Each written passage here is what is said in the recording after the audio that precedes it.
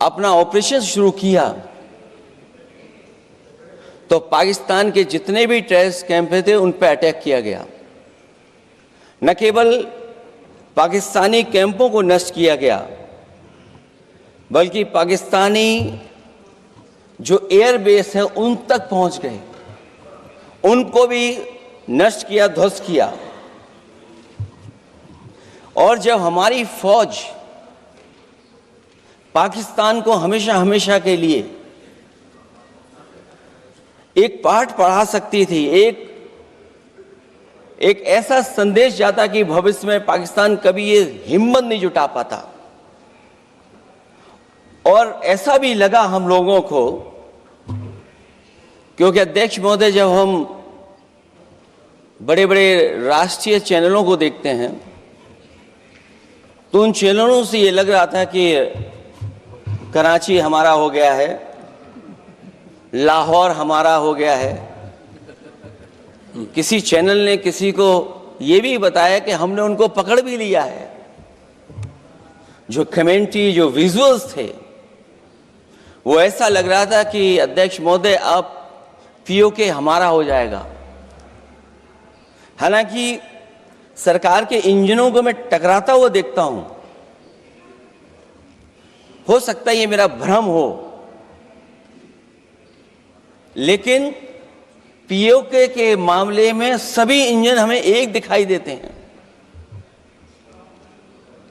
और जहां पीओके पे पहुंचने तक की बात थी, कुछ लोग तो पीओके पर ये कह रहे थे कि हमारा कब्जा हो जाएगा, 6 महीने का केवल हमें मौका मिल जाए। ये अफसर सरकार आखिरकार पीछे कैसे हट गई और क्या कारण था कि सरकार को सीज फायर का ऐलान करना पड़ा?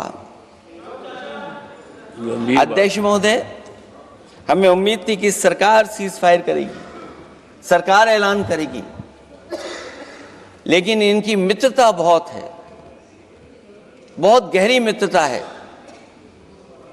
और उसका परिणाम यह है कि इन्होंने अपने मित्र से ही कहा कि आप ही सीज फायर अनाउंस कर दीजिए, हमारी कोई जरूरत नहीं है, हम सीज फायर आपसे ही स्वीकार कर लेंगे।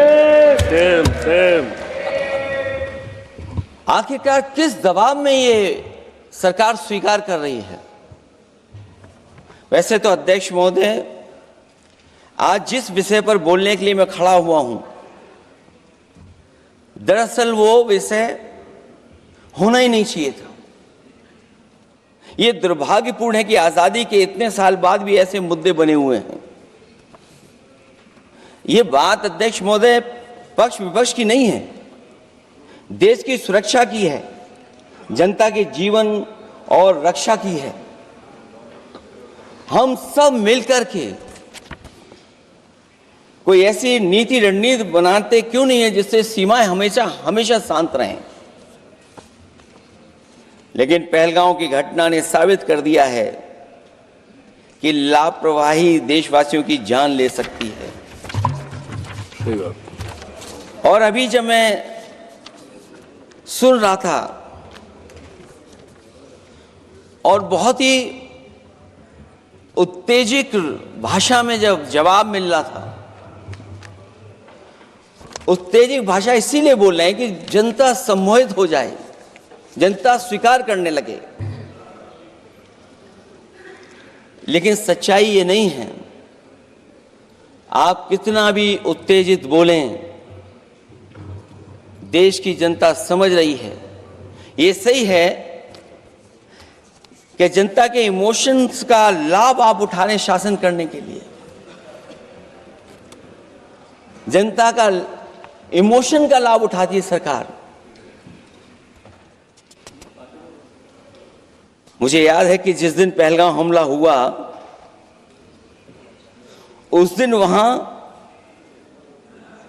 का हर पर्यटक पूछ रहा था, जो पर्यटक पूछ रहे थे कि खतरों के बीच मेरी रक्षा करने वाला कोई वहां क्यों नहीं था।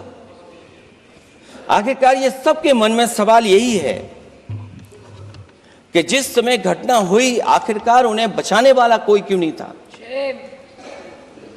और जो सरकार ये दावा करती है 370 के बाद ये कहा सरकार ने कि भविष्य में कोई आतंकवादी घटना नहीं होगी, वहां टूरिज्म बढ़ेगा। जितने लोग वहां गए वो सरकार के भरोसे पे गए थे,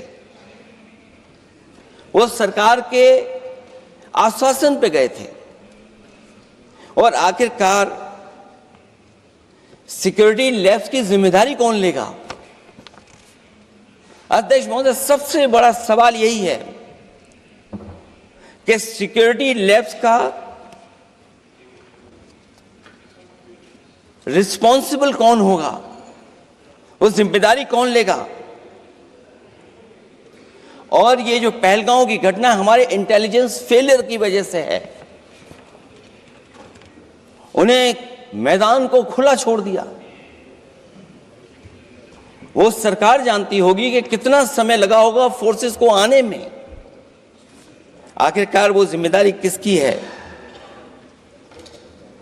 और फिर सरकार को ये जरूर बताना चाहिए कि सरकार क्या क्या कदम उठा रही है कि भविष्य में ऐसी घटना ना हो, क्योंकि पहलगांव से पहले पुलवामा भी हुई, और पुलवामा में भी यही बात रखी गई थी कि इंटेलिजेंस फेलियर है। उस समय भी किसकी जिम्मेदारी थी इंटेलिजेंस फेलियर की? किसी को नहीं पता। और अगर इंटेलिजेंस फेलियर पहले था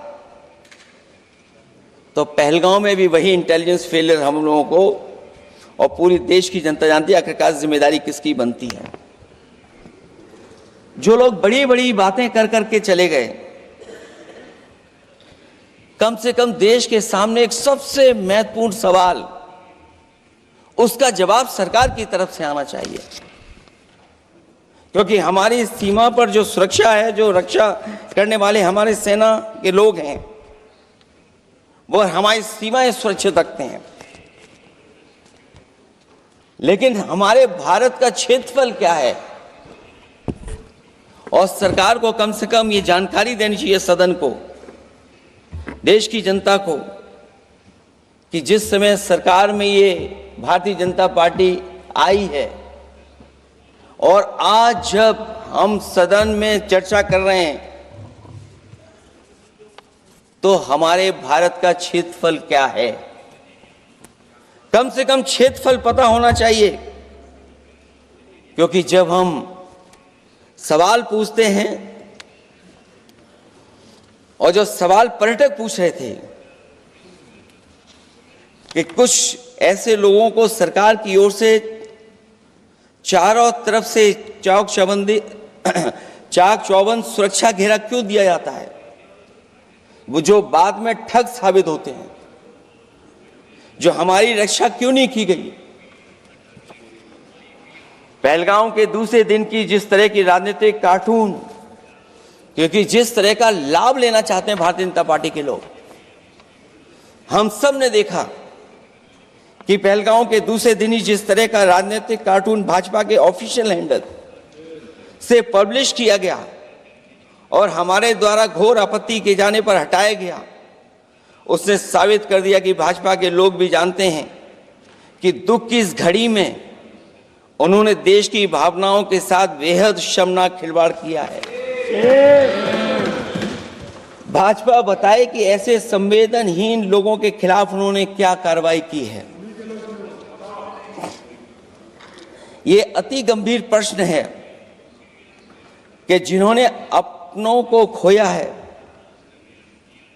उन पर दबाव डाल करके बयान भले बदलवा दिए जाएं, लेकिन भाजपा याद रखें, बयान बदलवाने से सच नहीं बदल जाता है।